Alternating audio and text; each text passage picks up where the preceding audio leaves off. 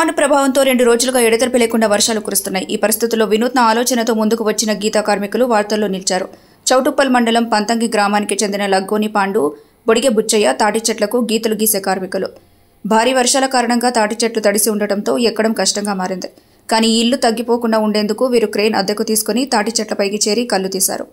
వర్షం కారణంగా మోకు జారిపోతుందనే ప్రమాదం ఉండటంతో భద్రత కోసం ఈ మార్గాన్ని ఎంచుకున్నట్టు గీత కార్మికులు తెలిపారు. వీరి సృజనాత్మక ఆలోచన ఇప్పుడు గ్రామంలో చర్చనీయాంశంగా మారింది.